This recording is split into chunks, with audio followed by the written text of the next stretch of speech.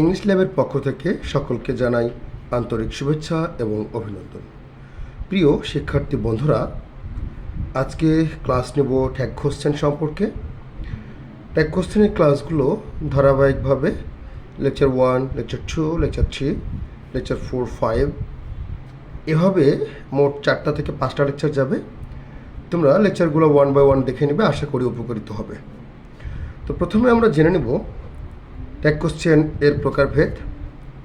Tag question কি? Tag কোশ্চেনটা হচ্ছে যে কোনো কিছু জুড়ে দেওয়া, অর্থাৎ প্রশ্নের সাথে কোনো কিছু জুড়ে দেওয়া।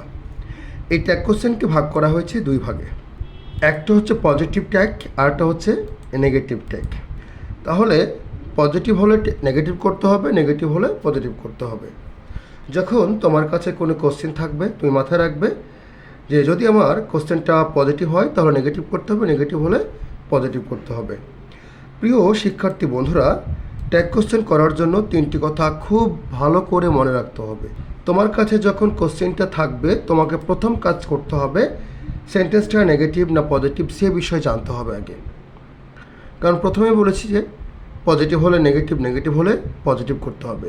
তাই কোশ্চেন পাওয়ার সঙ্গে সঙ্গে তোমার প্রথম কাজ হলো সেন্টেন্সটি নেগেটিভ না পজিটিভ। দ্বিতীয়টি হলো বাক্যটিতে কোনো হেল্পিং ভার্ব আছে কি না। কারণ হেল্পিং ভার্ব না থাকলে তোমাকে হেল্পিং ভার্ব নিতে হবে, কারণ হেল্পিং ভার্ব ছাড়া ট্যাগ কোশ্চেন হবে না। বাক্যটিতে 3 নম্বর অপশন হলো বাক্যটিতে কোনো প্রোনাউন আছে কি না। কারণ প্রোনাউন হবে উত্তর, এজন্য খেয়াল করতে হবে যে প্রোনাউন আছে কি না বা প্রোনাউন কী নেব। তো শিক্ষার্থী বন্ধুরা, এই 3টা কথা তোমাকে মাস্ট বি মনে রাখতেই হবে। বাক্যটি নেগেটিভ না পজিটিভ, বাক্যটিতে হেল্পিং ভার্ব আছে কি না, বাক্যটিতে প্রোনাউন কি আছে এবং প্রোনাউন কী নেব। এই 3টা জানার পরে তোমাকে আসতে হবে নিয়মে। তাহলে আমরা খুব সহজ নিয়ম দেখব। আমরা ট্যাগ কোশ্চেনে কিছু সকল সহজ নিয়ম দেখতে পাচ্ছি। এখানে 1 নম্বরটা হচ্ছে ইম্পারেটিভ স্টেটমেন্ট এর মাধ্যমে যদি কোনো অ্যাডভাইস বা অর্ডার বোঝায়, সেক্ষেত্রে ট্যাগ হিসেবে উইল ইউ, ওয়ান্ট ইউ ব্যবহৃত হয়। রিকোয়েস্ট বোঝালে ক্যান ইউ, কুড ইউ ব্যবহৃত হয়। এখানে দেখতে পাচ্ছি আমরা do not go there, will you, do not tell a lie, will you. তো আমি সহজ ভাষায় বলতে চাচ্ছি, যদি কোনো সেন্টেন্স ডু নট দ্বারা শুরু হয় বা ডোন্ট দ্বারা শুরু হয়, তাহলে মনে রাখবে এর উত্তরটা হবে উইল ইউ। আমি আবারও বলছি, যদি কোনো সেন্টেন্স ডু নট বা ডন্ট দ্বারা শুরু হয়, তাহলে ট্যাগ কোশ্চেনের উত্তর হবে উইল ইউ। এখানে একটা নোট দেওয়া আছে যে ওন্ট ইউ ব্যবহার না করাই ভালো, কারণ ইম্পারেটিভ সেন্টেন্সটাকে নেগেটিভে ব্যবহার করা না করাই ভালো। খুব ভালো করে মনে রাখবে, পরীক্ষাতে প্রচুর পরিমাণ এই বাক্যটা আসে।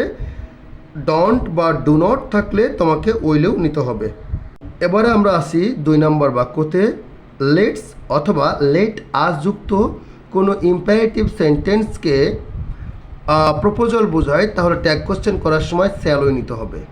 আমি সহজ ভাষায় বলতে চাই, সহজ ভাষা হচ্ছে যদি কোনো সেন্টেন্সে লেট আস বা লেটস দ্বারা শুরু হয়, মাথায় রাখবে লেট আস এবং লেটস দ্বারা শুরু হয়, তাহলে উত্তরটা লিখবা হচ্ছে শ্যাল উই। এটা প্রতি বছর এই কোশ্চেনটা আসে, ইনশাল্লাহ এবারও আসবে। আবার বলছি, যদি কোনো কোশ্চেনে লেট আস বা লেটস দ্বারা শুরু হয়, তাহলে উত্তরটা হবে শ্যাল উই, এটা মনে রাখবে।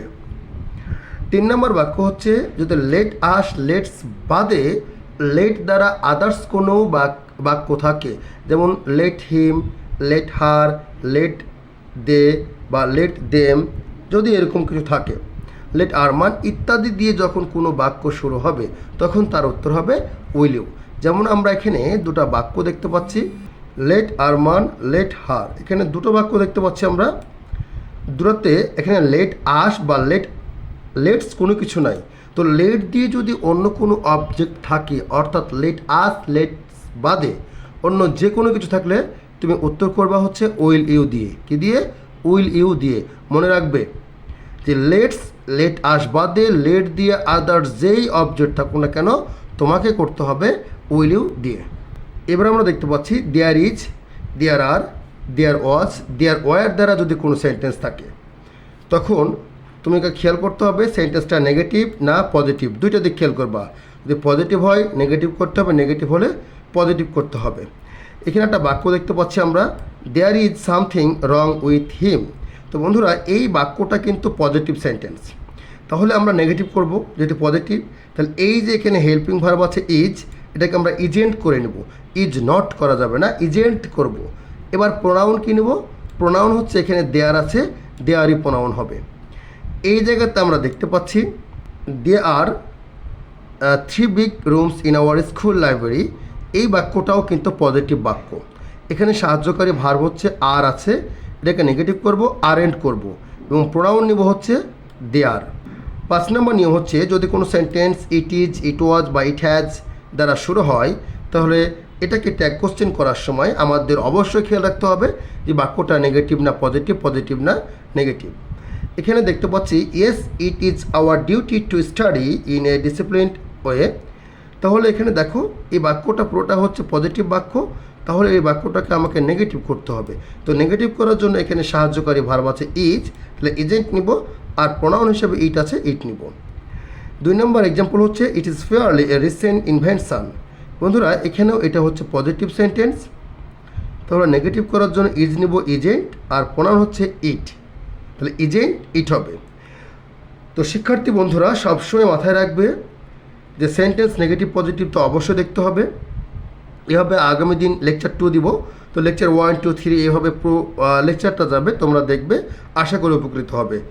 আজকে এ পর্যন্তই। আসসালামু আলাইকুম ওয়া রাহমাতুল্লাহ।